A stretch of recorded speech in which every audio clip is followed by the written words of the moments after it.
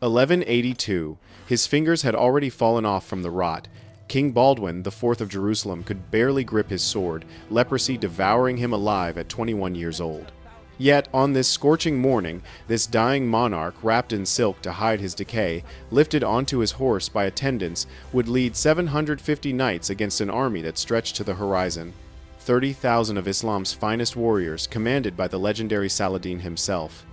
When Saladin's scouts galloped back with reports that only 750 knights approached their position, the Muslim commanders laughed aloud. A 40-to-1 disadvantage. Military suicide by any calculation. But by sunset on this impossible day, 2,000 Muslim warriors would lie dead in the dust, while the tiny Crusader force remained intact, having achieved what every military manual declared utterly impossible. 3 questions have haunted historians for 8 centuries. How did a force so vastly outnumbered not just survive, but triumph? What revolutionary tactics made Crusader infantry suddenly invincible against the feared Turkish cavalry that had conquered from Egypt to Damascus? And why did winning this miraculous victory actually accelerate the Kingdom of Jerusalem's inevitable destruction? You're about to witness how a terminally ill 21-year-old king used a revolutionary tactical formation to achieve the impossible against odds that should have meant annihilation. Why Saladin's own chroniclers deliberately tried to hide what really happened on this blood-soaked field, and the cruel strategic trap that would ultimately doom the victors despite their seemingly miraculous triumph. The answers involve a secret formation called the Iron Hedgehog that would revolutionize medieval warfare, a controversial decision to strip castle garrisons that should have meant disaster, and a bitter lesson in economic warfare that Saladin would use to systematically destroy the Crusader kingdom just 5 years later. To understand how this impossible victory happened, we must journey back to the scorching summer when a broken truce set the entire Levant ablaze in religious war. The year 1180 had brought exhausted, fragile peace to the Holy Land. A 2-year truce between the Christian kingdom of Jerusalem and Saladin's rapidly growing Ayyubid empire offered both sides desperately needed time to rebuild and regroup. Baldwin IV, the leper king, ruled from Jerusalem despite his body's ongoing betrayal through ravaging disease. At just 19, he'd already proven himself a brilliant tactical mind, but his flesh was failing faster than his kingdom could stabilize. Facing him across the scorched plains stood Saladin, the merciful conqueror who'd systematically united Syria and Egypt under Islamic rule. Where previous Muslim leaders had squabbled endlessly among themselves over territory and prestige, Saladin brought unity, iron discipline, and singular purpose: the reconquest of Jerusalem for Islam. But here's what the pious chronicles deliberately hide beneath their religious language. The real catalyst igniting this war wasn't religious fervor or holy visions, it was pure, naked greed. Reynaud of Châtillon, called the Mad Wolf of Kerak by terrified merchants, controlled the vital trade routes between Damascus and Egypt from his fortress perch at Kerak. Despite the sworn truce, despite oaths made before God, he couldn't resist the glittering caravans passing below his castle walls like golden temptation. In late 1181, Reynaud attacked a massive caravan traveling from Damascus toward Mecca. Among the travelers was Saladin's own sister, traveling under truce protection. The plunder was enormous: 200,000 dinars in goods, enough wealth to fund a small army. When Saladin demanded immediate compensation and the return of all captives as the truce required, Reynaud laughed in the faces of his messengers. "Let your Muhammad come and save them," he supposedly replied with blasphemous contempt. The insult shattered the fragile peace like glass struck by iron. Saladin called for jihad across his empire, summoning warriors from every corner of his domains. By May 1182, an army of 30,000 had gathered at Damascus: regular cavalry, 12,000 mounted archers, volunteer jihadi fighters seeking paradise through holy war, and professional Mamluk slave soldiers who formed Islam's military elite.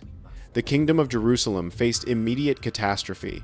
Baldwin could muster perhaps 1,200 knights from his entire realm at absolute maximum, but most defended isolated castles scattered across a territory stretching from modern Lebanon south to the Red Sea.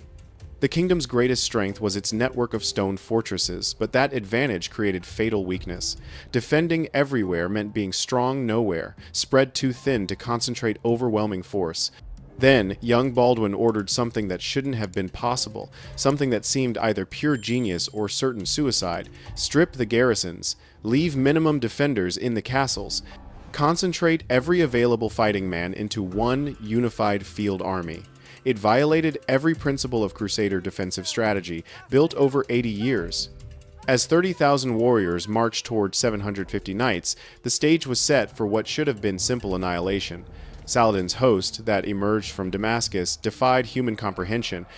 You must understand what 30,000 men actually looks like to grasp the impossible odds. If they marched in column formation, the army would stretch for over 15 miles.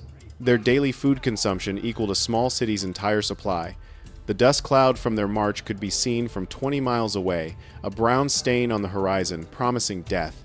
The core of Saladin's army consisted of 12,000 mounted archers, Turks, and Kurds who could accurately loose arrows at full gallop with devastating effect. Behind them came 8,000 regular cavalry armed with lances and curved swords.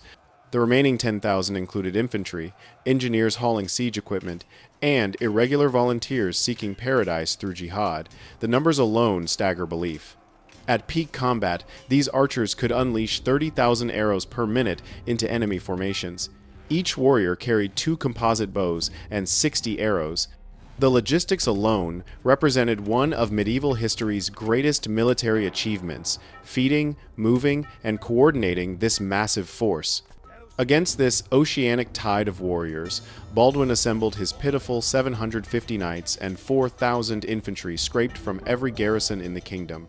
But these weren't ordinary soldiers thrown together at random. Each knight represented years of intensive training from childhood, wearing 80 pounds of chainmail armor that cost as much as an entire village's annual production. The infantry, though common-born soldiers, were veterans hardened by constant frontier warfare against raiders. Baldwin himself could barely stand without assistance. Witnesses described in horrified detail how attendants had to physically lift him onto his warhorse, his decaying hands wrapped in silk to hide their corruption. Yet his mind remained sharp as the finest Damascus steel, calculating odds and tactics while his body betrayed him. Beside him rode Raymond III of Tripoli, the kingdom's most experienced military commander, who'd urged desperate caution against stripping the castles bare. Better to lose a few villages than the entire kingdom, he'd warned with grim certainty. But Baldwin had chosen his battleground with careful calculation. Belvoir Castle commanded the Jordan Valley from its hilltop perch, 500 feet above the surrounding plains, controlling the main route from Damascus toward Jerusalem. Its limestone walls rose like judgment itself. Saladin couldn't bypass it without dangerously exposing his supply lines to raids. Then came the calculated psychological warfare designed to break Crusader resolve. Muslim raiders swept systematically through the valley below Belvoir, burning Christian villages with methodical efficiency. From the castle walls, Crusaders watched helpless as smoke pillars rose, where their subjects' homes turned to ash and memory. Each burning village meant catastrophic losses: tax revenue gone, fewer potential recruits, diminished food supplies. Saladin was teaching a brutal lesson in economic warfare that transcended battlefield glory. The Muslim chroniclers deliberately tried to hide this systematic destruction in their accounts. Their sanitized versions gloss over the village burning, but Crusader records preserve the horror in traumatic detail. 60 villages reduced to charred earth in just 3 days. Women and children fleeing desperately to Belvoir's walls, the kingdom bleeding out through 1,000 small economic wounds. But in focusing so intently on economic destruction, Saladin had made a critical miscalculation that would cost him dearly. By concentrating his forces on burning and pillaging rather than immediate assault, he'd given Baldwin precious time to execute his desperate gambit. As Muslim cavalry systematically torched villages, Crusader forces performed something unprecedented in medieval warfare. Infantry and cavalry drilled together intensively in a revolutionary formation that would change how wars were fought forever. Modern military historians still cannot fully explain how they developed and perfected it so quickly under such desperate circumstances. The iron hedgehog, a name appearing in Latin chronicles as Arresius Ferreus, represented a complete reimagining of how foot soldiers and mounted knights could work together as one unified weapon. As dawn broke over Belvoir's ancient limestone walls, two armies prepared for a clash that would rewrite the fundamental rules of medieval warfare. Dawn at Belvoir would birth a new kind of combat. As first light painted the castle walls gold, Baldwin's tiny army descended from the heights, moving in perfect, disciplined formation. What Saladin's scouts saw defied every established principle of crusader tactics they'd studied for decades. Instead of knights charging ahead impetuously with infantry struggling behind, the entire force moved as one living organism. The 750 knights formed the center and rear, while 4,000 infantry created an iron shell completely surrounding them. But this was no simple defensive circle like previous formations. The arrangement bristled with 14-foot pikes held at precise angles. Crossbowmen filled strategic gaps between spearmen. Knights waited like coiled springs inside, ready to countercharge explosively through designated openings. 12,000 arrows darkened the morning sky as Turkish mounted archers unleashed their first devastating volleys. This was standard Islamic tactics perfected over centuries: shower the enemy with arrows while staying beyond reach of their weapons. The tactic had shattered countless Christian armies. But then physics and preparation took over in ways Saladin hadn't anticipated. The Crusader formation raised shields in perfect mechanical unison, creating an overlapping shell like dragon scales.